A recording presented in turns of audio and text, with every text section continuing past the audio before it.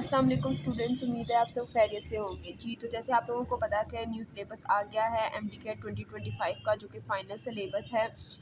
Almost 2 से 3 दिन हो गए हैं सिलेबस को अपडेट हुए हुए और उसमें काफ़ी चेंजेस आई हैं। इवन ओवरऑल पूरी की पूरी आप कह सकते हैं कि वेटेज में ही बहुत ज़्यादा चेंजेस आ गई हैं। ठीक है, तो सबसे पहली बात है जो मैं आपको पहले भी बता चुकी हूँ कि total number of MCQs decrease हो गए हैं, जो कि हमारे पास आ गए हैं 180। ठीक है, अब इस 180 MCQs में जो वेटेज बढ़ गई है ना, वो बायोलॉजी की वेटेज बढ़ गई है और केमिस्ट्री के मुकाबले में फ़िज़िक्स की जो वेटेज है वो बहुत ज़्यादा कम कर दी गई है। ठीक है, जो कि आप लोगों के लिए अगर मैं कहूँ तो बहुत ज़्यादा एक अच्छा ऑप्शन है, क्योंकि मैंने जब MD-CAT दिया था तो मेरे लिए जो सबसे मुश्किल सब्जेक्ट था वो फ़िज़िक्स ही था। ठीक है, तो फ़िज़िक्स की वेटेज कम हो गई है। फ़िज़िक्स के न्यूमेरिकल बेस्ड क्वेश्चंस बहुत ज़्यादा मुश्किल होते थे, बहुत ज़्यादा सिनेरियो बेस्ड क्वेश्चंस होते थे, तो वो बहुत ज़्यादा मुश्किल होते हैं। बेसिकली सबसे ज़्यादा नंबर ही फ़िज़िक्स में करते थे आप लोगों के, तो और सबसे ज़्यादा आते बायोलॉजी में थे। तो ये आप लोगों के लिए एक बहुत ज़्यादा प्लस पॉइंट है इन स्टूडेंट्स के लिए कि बायोलॉजी में नंबर इंक्रीज़ कर दिए गए हैं, जबकि फ़िज़िक्स के नंबर कम कर दिए गए हैं।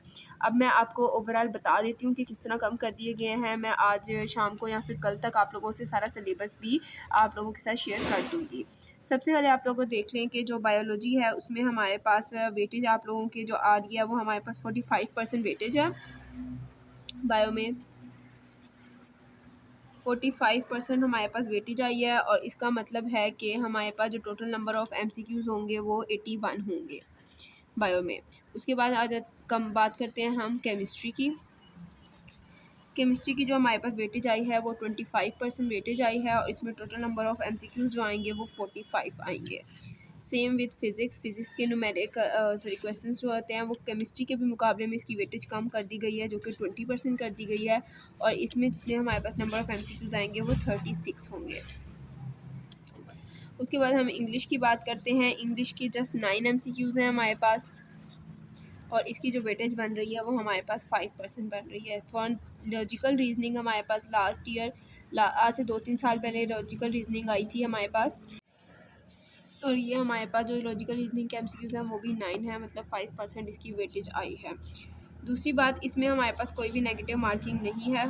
ठीक है, नेगेटिव मार्किंग ना होना एक बहुत ज़्यादा प्लस पॉइंट होता है। हर साल हमारे पास नेगेटिव मार्किंग नहीं है। उसके अलावा आप देख रहे हो कि आपका जो MBBS का एडमिशन है और BDS के एडमिशन है उसको पास करने के लिए आपको जो MBBS का एडमिशन है उसमें आपको 50% मार्क्स चाहिए हैं पास करने के लिए, जबकि BDS जो है उसमें हमारे पास आपको 55% चाहिए। ठीक है, BDS के लिए 50% और MBBS के लिए 55% आप लोगों को मार्क्स चाहिए हैं।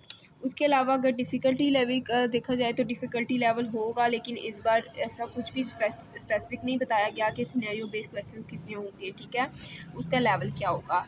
तो ये आप लोगों के लिए बहुत ज़्यादा फ़ायदेमंद है कि आपको सिनेरियो बेस्ड क्वेश्चंस का ऐसा कुछ भी नहीं बताया गया। इसका मतलब ये है कि सिनेरियो बेस्ड क्वेश्चंस बहुत ज़्यादा लिमिटेड होंगे। आपके ज़्यादातर जो क्वेश्चंस होंगे, जो कॉन्सेप्ट्स आपके होंगे, आपकी बुक्स की लाइंस हो सकती हैं, आपके बेसिक न्यूमेरिकल्स हो सकते हैं, वो आएंगे। ठीक है, तो ये बहुत ज़्यादा एक अच्छी प्लस पॉइंट है।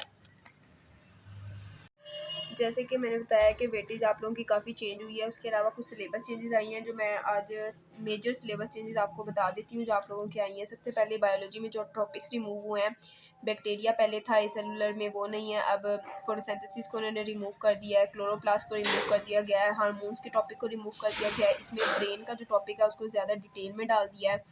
उसके अलावा evidence and evolution based chapter जो एवोल्यूशन और एविडेंस जो सा था टॉपिक, उसको रिमूव कर दिया उन्होंने।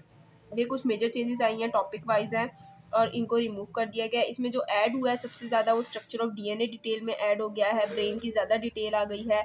उसके अलावा दो जो मेजर चेंजेस आई हैं वो जो पहले बिल्कुल भी नहीं थी, वो था होम्योस्टैसिस एंड बायोटेक्नोलॉजी के चैप्टर पहले नहीं थे आपके MD-CAT सिलेबस में, लेकिन अब वो होम्योस्टैसिस और बायोटेक्नोलॉजी के चैप्टर्स ऐड कर दिए गए हैं, तो आप लोगों ने इनको इन डिटेल दोबारा से शुरू से पढ़ना है। ठीक है, अगर हम केमिस्ट्री की बात करें तो केमिस्ट्री का जो इंडस्ट्रियल केमिस्ट्री का जो सबसे बड़ा चैप्टर है ना, इंडस्ट्रियल केमिस्ट्री, जो आप लोग छोटी क्लासेस से ही पढ़ते आ रहे हो, वो ऐड कर दिया गया है। पहले ऐड नहीं था लेकिन अब वो ऐड कर दिया गया है।